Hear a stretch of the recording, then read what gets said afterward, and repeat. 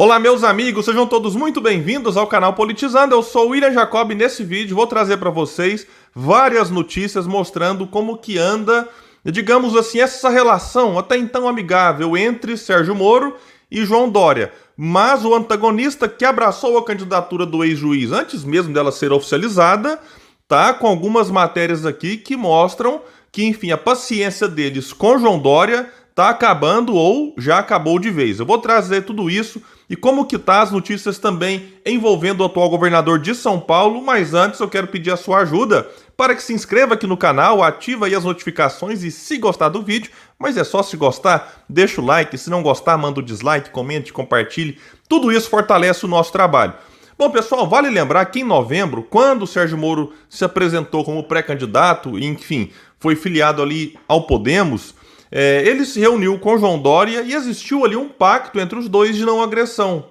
E entre os dois e também outros políticos, existe meio que um acordo de que, enfim, lá na frente, ou como muitos defendem, né, isso já deveria ter acontecido, uma união em torno de uma única candidatura da chamada terceira via, que envolve Podemos, PSDB, o DEM, o PSL, que viraram União Brasil, tem também o PV, enfim, vários outros partidos. E aí tem agora já uma cobrança em torno de João Dória para que ele abra mão da sua pré-candidatura e desde já apoie Sérgio Moro. E o antagonista, eu vou trazer aqui algumas matérias, vou trazendo as datas para vocês perceberem como que a coisa está avançando.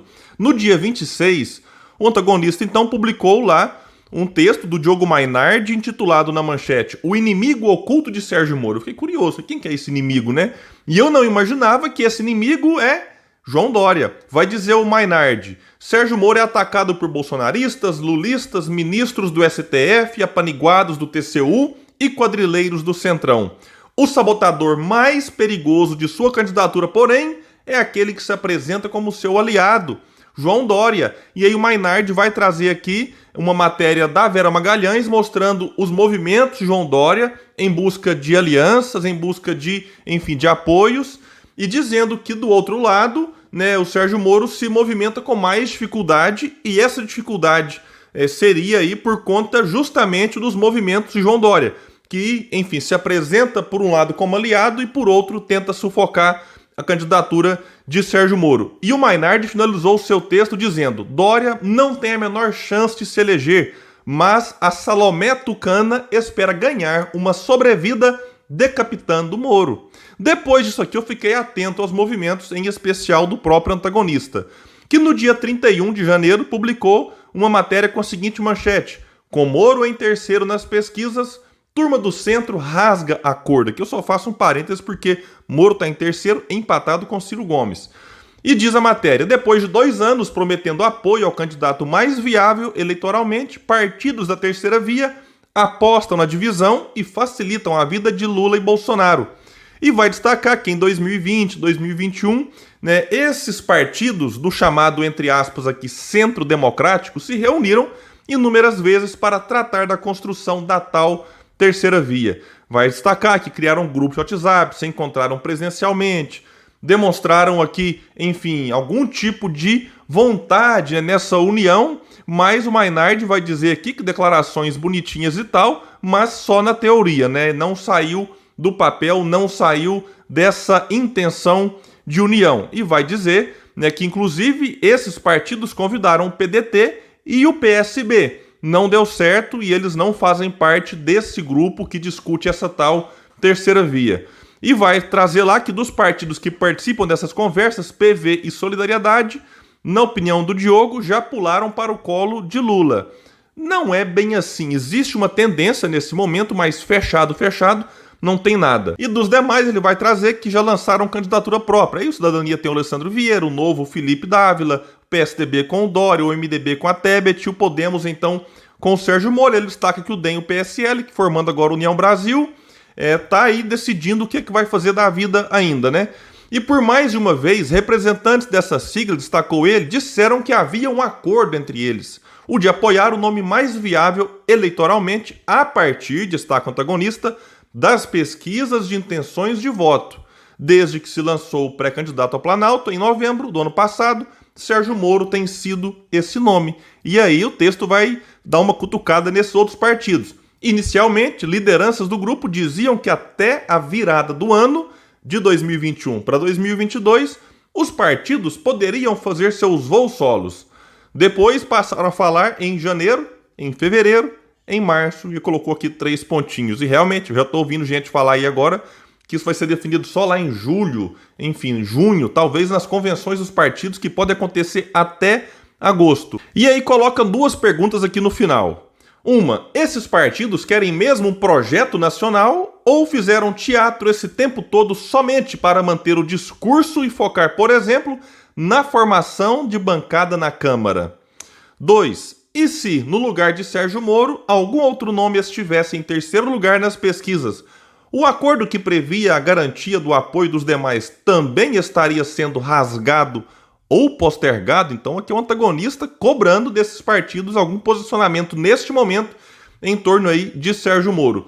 E no dia 5, portanto 5 dias depois, manchete antagonista: ambição pessoal de alguns impede união da terceira via, diz Moro. E aí vai trazer aqui uma fala do Moro, que está visitando o estado do Ceará, e ele disse o seguinte: agora há muita ambição pessoal. A gente sempre falou que a sociedade, a imprensa, quer a união da terceira via, mas há muitos projetos pessoais que às vezes estão impedindo essa aglutinação.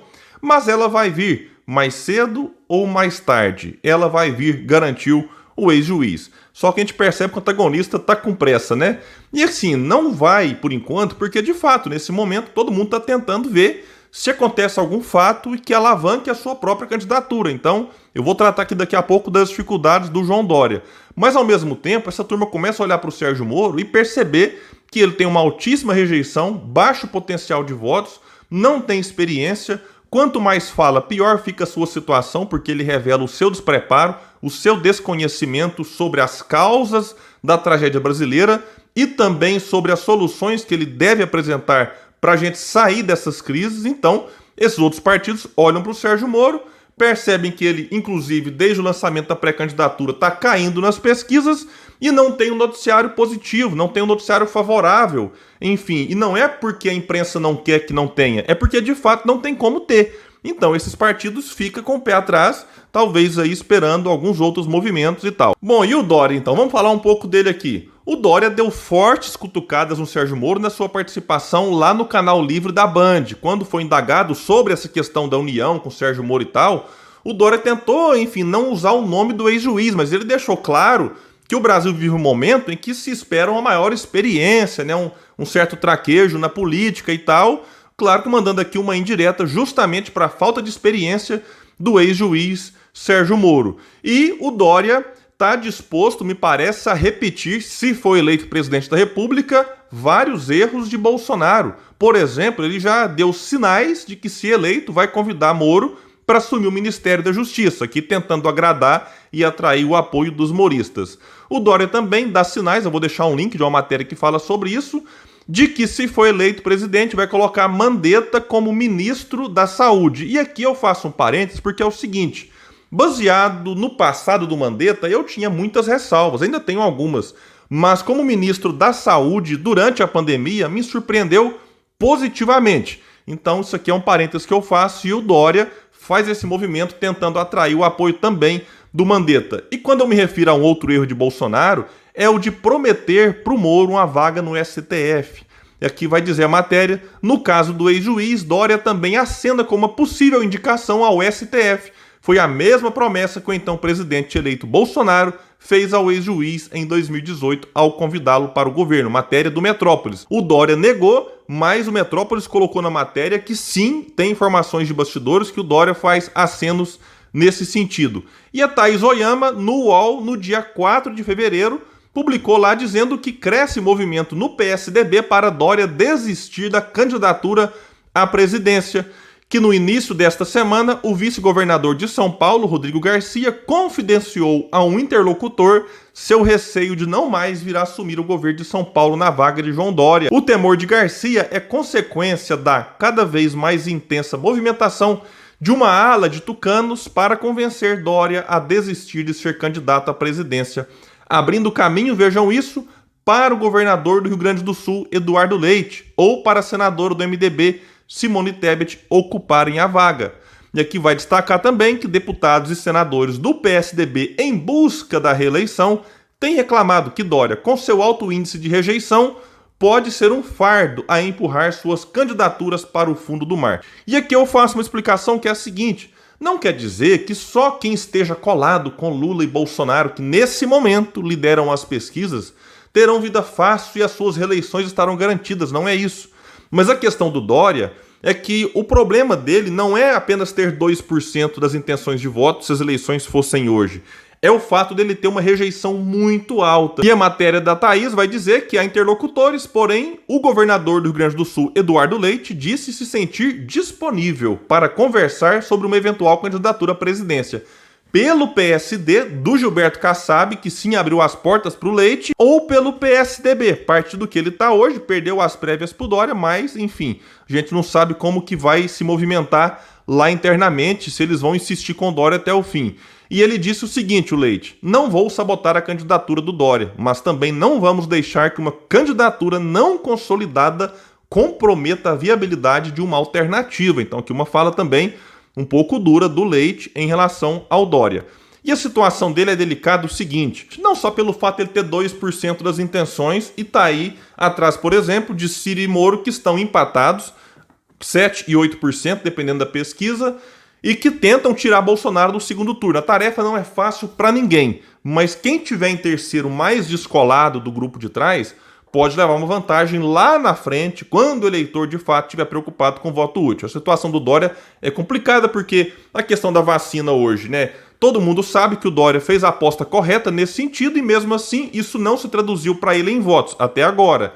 Um outro ponto que ele apostava que poderia lhe favorecer é ele vencendo as prévias do PSDB, passando a ser então o único nome do partido e isso trazer para ele algum tipo de visibilidade, enfim, e as pessoas saberem que ele é candidato. E aconteceu isso em novembro, justamente no mês que o Sérgio Moro foi lançado ali pelo Podemos como pré-candidato. Enfim, esse movimento do Moro naquele mês também abafou essa questão do Dória, e de lá para cá o Dória não apenas não cresceu, como também já caiu em algumas pesquisas. Então a sua situação é muito delicada.